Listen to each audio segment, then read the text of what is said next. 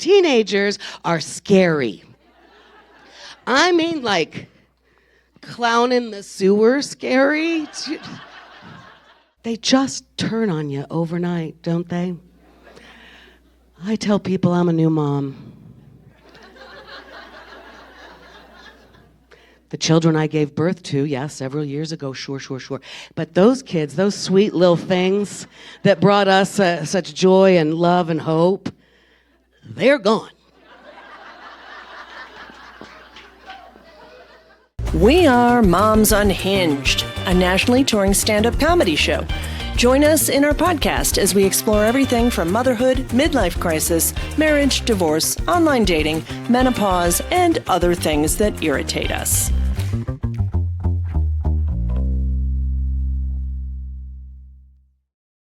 I am so excited to be talking to the amazing, the wonderful Lisa Lane. I always love introducing you like that. Lisa Lane. Look at us with our comedy glasses on. I know. We're like a comedy team, don't we? I know. If you're that waiter server in North Carolina, remember that? He said, "You ladies have great glasses," and I went, "Oh my God, we do look like a comedy troupe. We really do. We're a little bit funky, a little bit fun, a little bit sassy, a little fun. We're so fun. We're so sassy."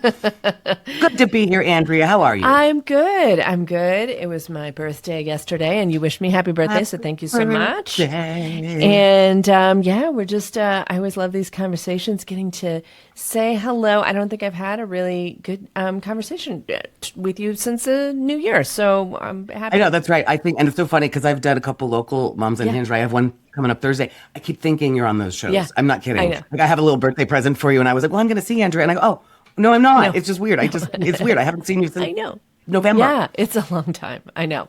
I also like listening to this podcast for the same exact reasons. When I need a little fix of my Moms Unhinged galleys, and I'm not on tour with them right now, I can listen to half an hour of them telling their story. It's pretty good. Right. It's pretty fun. Right. I know. I love it. And happy birthday. I am just one of the many who are so glad you were born. Always happy to celebrate you. Yeah. And Moms Unhinged. Yeah, for sure. It's so fun. We've got a great lineup of shows here kicking off 2026. And you have, you've been all over with Moms Unhinged, everywhere from Alaska to New York to Seattle. Alaska to New York. Yeah. And you've been out to Atlanta too, haven't you? Yeah. I went to Atlanta briefly. Yeah, I did last year. In fact, around this time, I think. Right. Maybe. So all over. Yeah, I went to Atlanta briefly. Yeah. Multiple. Atlanta, I did a little in the South. Yeah, I got to go. Right Texas. Outside Nashville, Lebanon. Yeah. Oh, yep. I did. I did Austin. Yeah, Texas. Waco. Yeah, Arizona. All over. And I continue to for Moms Unhinged and otherwise. I really am a big deal in Iowa and South Dakota. Iowa, you're crushing in Iowa. Crushing it. Crushing. And they are the nicest people in Iowa. So nice. I know. They really are. My mom is from Iowa, so proud Iowa girl. That's easy. But seriously, all the Moms Unhinged shows we've ever done there. Yeah. And then I've done a couple of, just me for a corporate kind of event. Yeah. And golly, they're nice people. Yeah.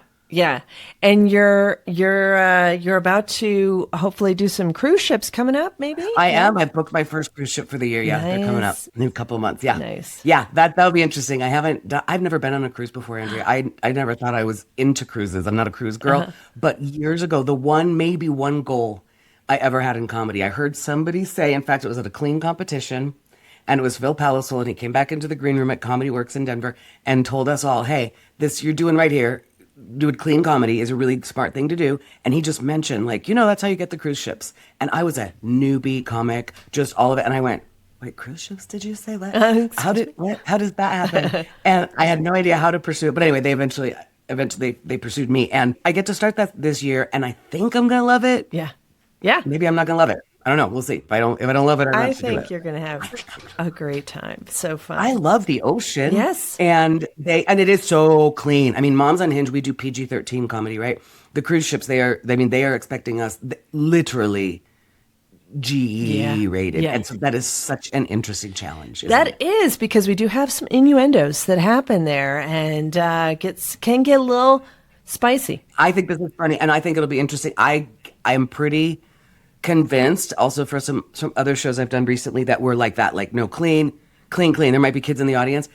I think we can still get away with innuendo. Yeah. Not everybody can, you know what I Yeah. mean? But I think, and that is the fun part of it. That line, like when I tell my jokes about my teenage son, and I mean, really, the jokes are about his sexuality and me being freaked out by it. The lobster jokes, Yeah. right? And those used to be my jokes about sex, Yeah. my sex life. And now I mean, it's such a weird thing, comedy. I've converted them into talking again more euphemistically about my with my son and his girlfriend when they're in high school. And it's more fun. Yeah. Yeah. It is more fun than the shocking, Yeah, it which was totally very is. fun for a while in I comedy. mean, I love your joke where you talk about, the popsicle eating contest that Yeah, they would have, and then, love how you'd start coming up with the arbitrary rules like no blankets.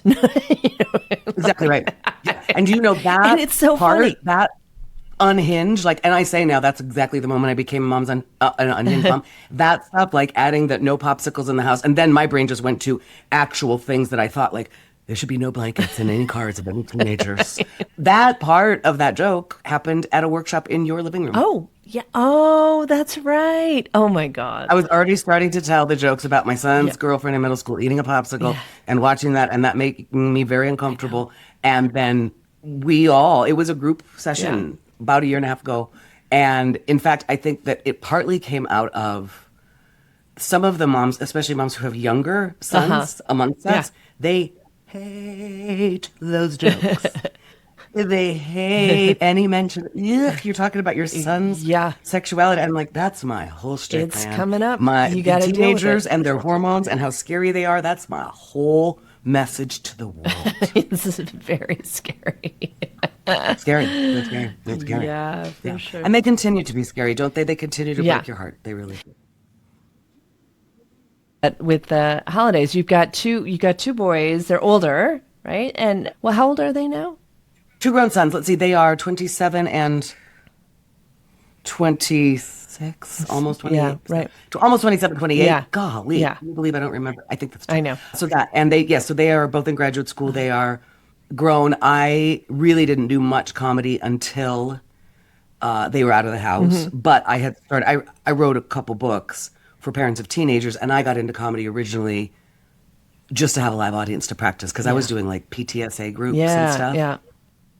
About the book, what I consider my life's work is Beyond Mama Bear, Mm-hmm. How to Survive the Balancing Act of Parenting Adolescents. Yeah. Because I really felt my own family falling apart. Mm-hmm. And I got very curious. I was teaching high school at the time as well. I got very curious about what the hell happens here? What is this disruption in the family life?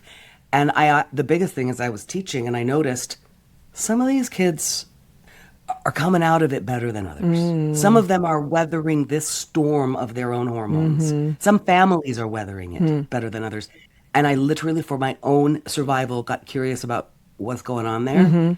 And then that turned into a real project. I mean, interviewing hundreds of parents and adolescents and a lot of research and all of that to figure out what is it. And what I came up with for myself to survive is that I really felt like it was important that we remain vigilant during the hormonal and teenage years. Yeah. And I saw so many parents not doing that. And I compared it to, it's like we're mama bear when the kids are young. We're all, we Yeah, respond to their cries and protecting. we get our role. Also, we feel like I'm mama bear. And then we're exhausted Yeah. by the time they become teenagers. And then they are very actively pushing us away. That's their job. And they are very actively telling us, we don't need you anymore. We don't need you. And I realize, oh no, they do. They need us in different ways, but my God, because they are so vulnerable at those ages. Yeah, So yeah, vulnerable. yeah, for sure. So vulnerable. And that was a scary thing for me. I was like, oh God, they're going to try things and they're going to, it could be bad or it could be, they could get into a situation. I mean, especially boys, you're like, oh God. Well, I mean, I don't know. I think there's just a different relationship with girls, obviously. And there's just more, it's a little more vigilance in certain areas. But yeah, it's just more communication too. It is interesting, right? And more vulnerable in certain areas because I think societally we're used to thinking that. I mean, there's somebody truly, I think a stand-up has that joke about being a father of, maybe it's not even a stand-up, maybe it's just an old like Reader's Digest joke, being a parent of boys being a parent of girls, you have to worry about all the pricks out there. Yeah. Being a parent of boys, you only have to worry about that one prick, at a time. So it can be easier. But no, oh my gosh, boys can be so vulnerable in this Yes, for society. sure. And honestly, what is masculinity? What is it to be, right? Yeah. What is it to be a good man? I say in my little act, I say sometimes that, but I'm proud. I know I raise good boys because they know how to treat women. And I say they understand consent. I think my boys understand Yeah. consent. And I mean, Andrea, to the point that they did not consent for some years to their photos on the family Christmas card. Oh, yeah. That kind of Yeah. thing. Yeah. There was I don't consent to you, Mom, to post pictures of us when we're out, like we're on a, tropical vacation that cost us a lot of money. And I just want to post a picture, like here we are having fun on the ocean. And they don't consent to that. They're bitching about just putting movies in for social media. And when I say, like, come on, you guys, we spent a lot of money, let's just put it out there. They use my own values against me, like serial killers. Dang it. And they come in and go, Mom, really? Is that why we're here? Hang out. What is it? Hang up and hang out, Mom. Really? What? Oh, my God. And then the Christmas card thing, the one son, truly 1 year, I don't want my picture on the Christmas card. And I said to him, what kind of mother would I be? What would people think if I just sent out a Christmas card with just not one of my sons just missing? Yeah. And he literally goes, Mom, really, I thought we were supposed to care about what other people thought of you. I thought you were better than like that. Right? Dang it. Consent. So, that's how it is. Yeah. And that brings me to, you were mentioning the holidays. Yeah. Okay, so on our Moms Unhinged podcast, that's funny. We each several of us submitted little bits about the holidays. Yeah. That was very funny to listen. And I submitted a little clip, and I actually made it into a reel because in the past, 2 months, I have been convinced that I really need to work on my social media, right? I haven't worked on it. I don't care. Yeah. Blah, blah. We all get it. Well, obviously, it will behoove me, especially with things like cruise ships on my horizon and stuff like this, right? Like, it doesn't hurt. It doesn't hurt. It doesn't hurt Moms Unhinged, the more of us that have more followers. Over the holidays, I made a reel that doubled my Instagram followers. Wow. Not a lot of followers to begin with, but I went from 2,000 to about 4,000 in a week with this one reel. And the reel was, hey, parents, you only need one holiday hack, one tip to survive the holiday season, no matter how old your kids are, but especially if they're adolescent, all the way through their 20s, just lower your expectations. That's it, right? I made this very funny video about it. That's old content for me. I mean, that's rehashing old content, meaning it's the truth. And I have been resolutely that person, especially for the past 10 years of my life. I have had no expectations at the holidays. Yeah. One of my kids especially had a pretty rough time during adolescence. We got through it. I got divorced 7 years ago. Not going to make a big deal about the holidays. Honestly, I felt like I've been the doormat. Like, hey, if your dad has requirements of you, hey, I'm easy. No pressure. This year, for the first time in 8 years, both of my sons were going to be home at Christmas for the first time. My older son lives and goes to school full time in France, so he's not home for the holidays. I let myself get so excited, Andrea. And I'm newly married now, remarried, whatever. And I decorated the house. I went all out for the first time. I let myself also it's a crazy time. We all have heavy hearts, right? I let myself go, little holiday magic. I leaned in. You should see. It looked like Christmas threw up in my house. And I was just imagining the two of them coming home.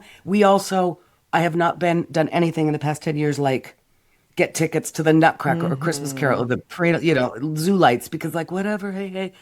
And this year, often at the holidays, we kind of regret it. We go, oh, want to go to the zoo lights? Oh, shoot, it's sold out. So I was like, this year, plan ahead. Exactly. So we had tickets to this and that and the Georgetown Railroad up in Georgetown, Colorado.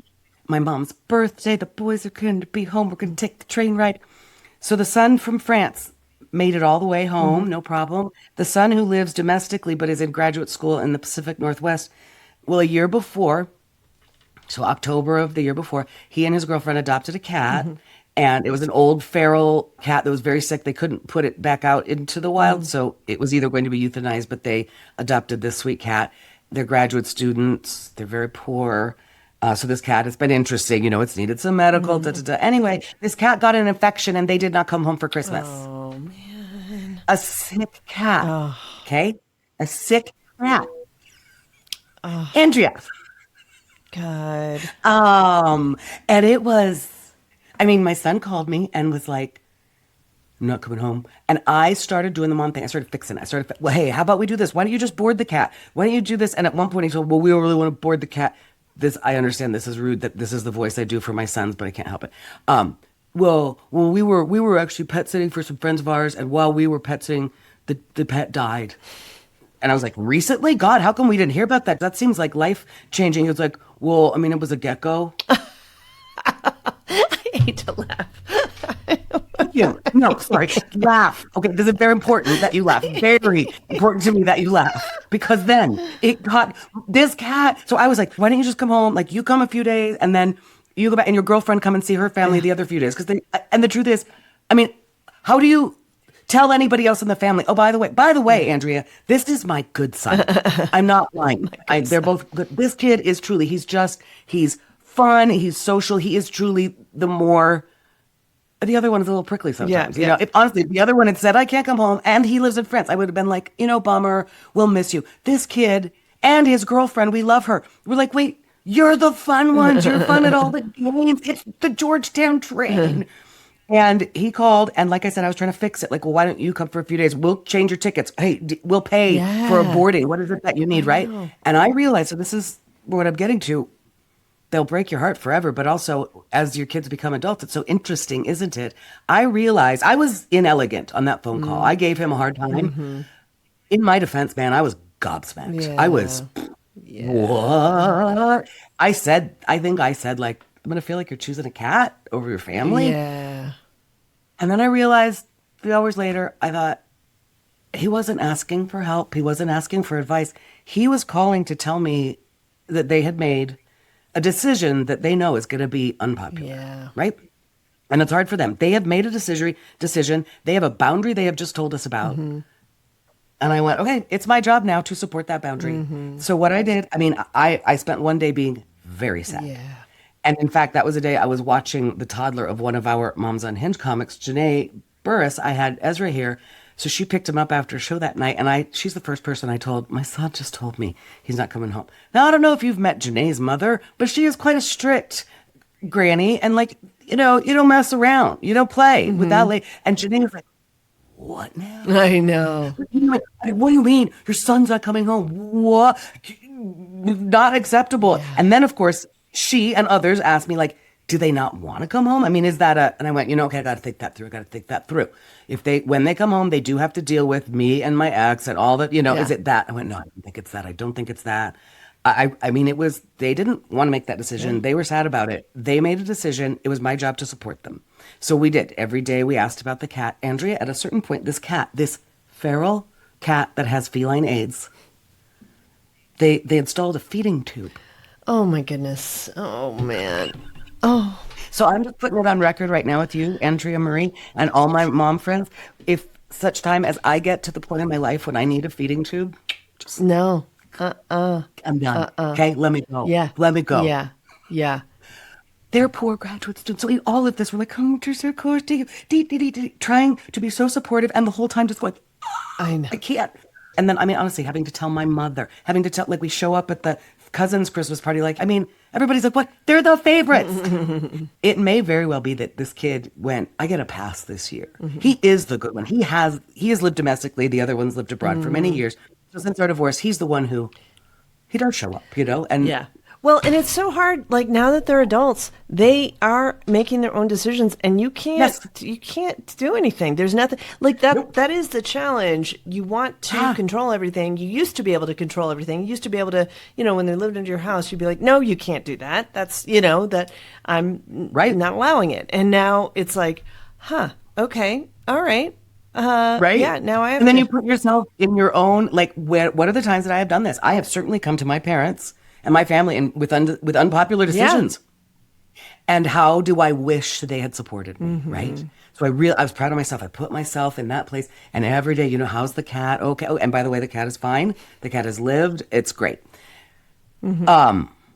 Also, anyway, that doesn't matter. I'm not going to go down that road. Anyway, so what I kept saying that whole Christmas time, and I was telling everybody this, I said, hey, listen, this just shows what lovely parents they're going to be someday. Yeah. What devoted parents they will be. This shows, and I mean this sincerely, this shows that they have, as a couple, made a decision they're supporting each other. I love this. Yeah. I kept making little jokes about it. Like, I mean, hey, the pendulum has swung too far, my friends. Andrea, you and I raised emotionally available, loving men in Yeah. America. Damn, pendulum swung a little far because now a cat prevents him Yeah, coming yeah. home. Grip. But yeah, what responsibility and what beautiful like dedication to the animal that they have, Right, right. taken charge of and, you know, that's And they're at that age where really it's parental it instinct. Both is. of my sons And have cats now, yeah. and it's cute to see that. Like that is actually their, please not quite yet, someday soon, but not Granberry quite yet. But you can see them, they're Yeah. maturing into that. Yeah.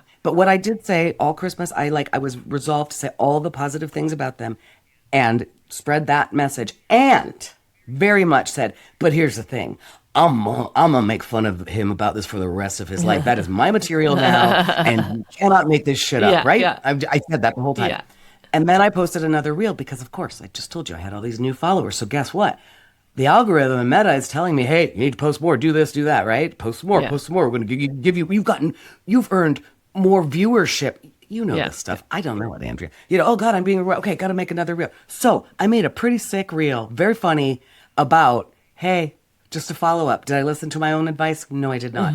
I got blown up by my own bomb. I had some expectations. And what I said with the specific ways that your children can disappoint you and fuck up the holidays are many. Yeah. They're very, you couldn't have predicted that, right? So I posted this very funny reel and it came out and people were immediately responding in very funny ways. And like even people who know my kids, like, well, I know that that's with his big heart. And absolutely, I said all of that.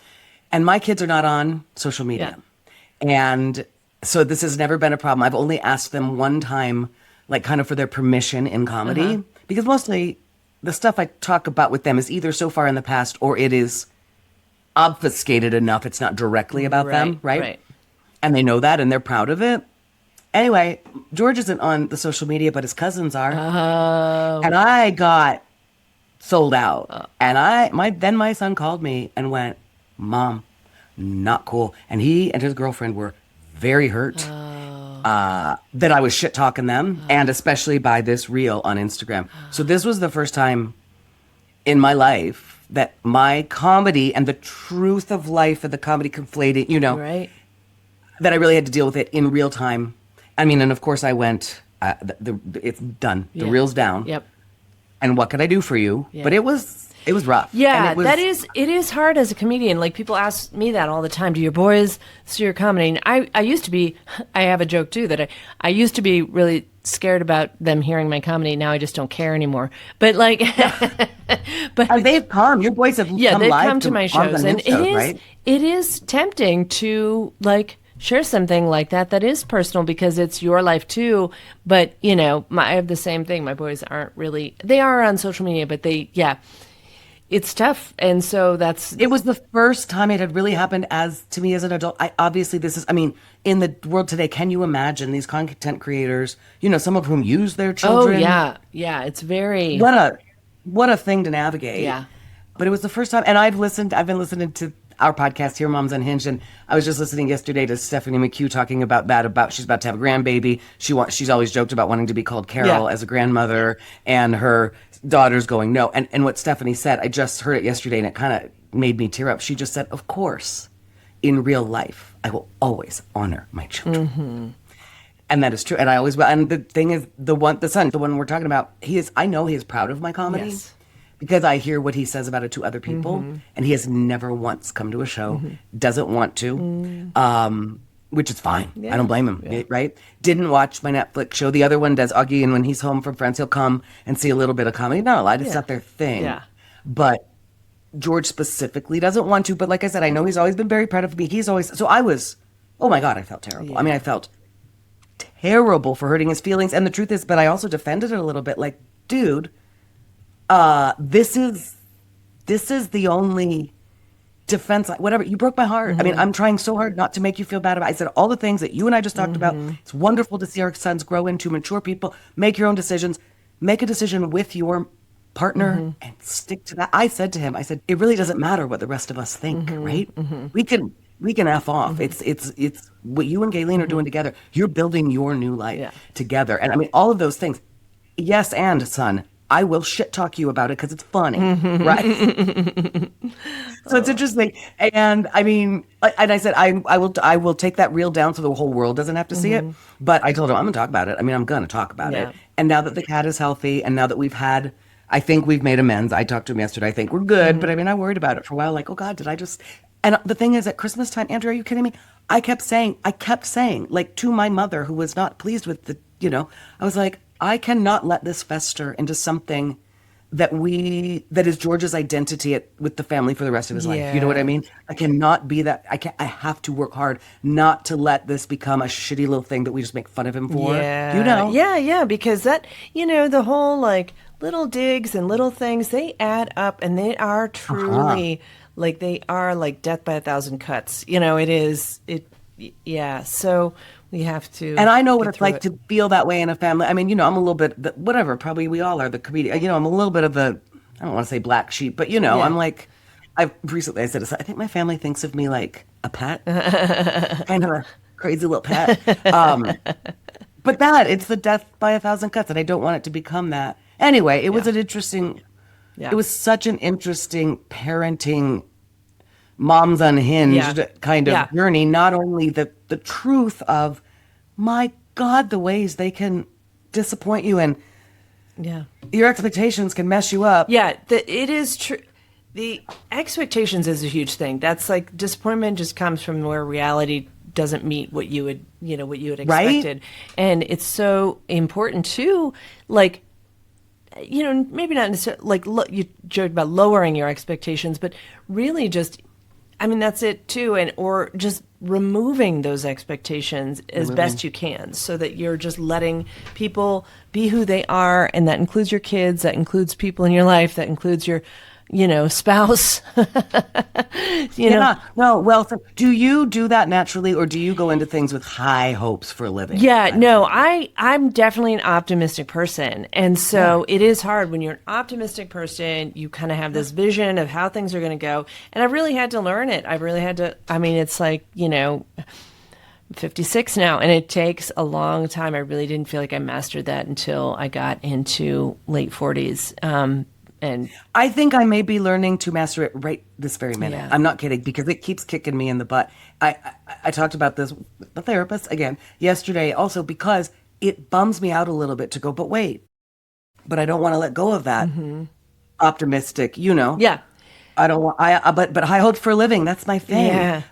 Then I realized, wait a minute. I mean, it's stoicism, right? It's Yes, that's stoicism. it. It's It's accepting realizing, what's available. You can still have high and hopes life for, is pain. And once you realize that life is less painful kind of yes, thing. exactly. That's it. You can, And I know that, but Joe and I just went on a vacation ordered by our therapist because we needed a break and just to be the two of us in a cocoon. We had a rough year, la, la, yeah, la.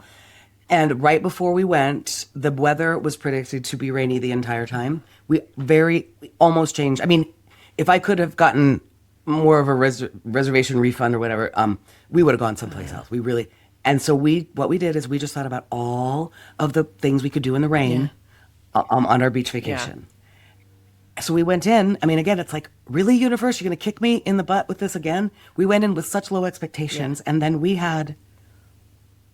I had wondered lately, especially the state of the world and stuff. I had wondered what it was going to take for me to feel like awe yeah, again yeah, and just like bliss yeah, because it feels hard these yeah, days, right? And we had the most perfect yeah, snorkeling. yeah. I swam with a monk seal, Andrea. Oh These are my endangered. There's gosh. only 10 of them around the Oh island of my Maui. gosh. And it came up and was like, and we're backing away, like, we're not supposed to get close to you. Yeah, You're endangered. And it came up. It would just wanted to swim with us. I mean, yeah, we had the most perfect snorkeling, and that's our favorite thing in yeah, the whole wide world, conditions I have ever had in my whole life. yeah, And I went, God damn yeah. it. It's because I went in with low I expectations. know. That's beautiful. But I'm literally learning how. I'm glad you did it in your 40s. That doesn't surprise me. You are a leader in all things, Andrea. Really, to realize that now that, and again, we talked now a lot about regulating our feelings, right? And it's like that's a regulating thing. And to learn that, in fact, as a parent, oh my gosh, and I think of the young moms, I'll think of all of the things. I was less like this. I don't know, maybe, the pressure to be Pinterest perfect with every birthday party, to have Instagram moments for. There's a lot more, I think, now of the kind of hot mess express mom content out there, Yeah. Yeah, luckily, than there was maybe. luckily there's some levity that's happening where people are like, I think hey, so. we're not even anywhere close to Yeah, perfect, and it's good. It's perfect. okay. We can accept ourselves. We can, Yes. yeah. So, And obviously that's the camaraderie, and that's what we're doing, right? Is reminding the moms, hey, but that's what's funny about it is where it's not perfect. yeah. But yeah, I guess I'm just learning that lesson on stoicism once again of just but like really learn but it's not expect nothing, isn't it? Is it? It's what you just said. It's no, it's not expect low expectations. Don't have low expectations. It's more like expect nothing. Just don't. Yeah. Just live like that. Why would you expect It anything? is what it is, right? And so, yeah. So great. But Such that's a an great important, that message. really is an important thing for us as we age and parents at every age, at every stage of life, right? Because again, I mean, I see it. Oh boy, I have a cousin whose kid is really struggling right now with anxiety, like crippling anxiety. And we're all looking at it like, well, kind of saw that one coming. I mean, there's a kid with a lot of pressure on him to do certain career Yeah. paths.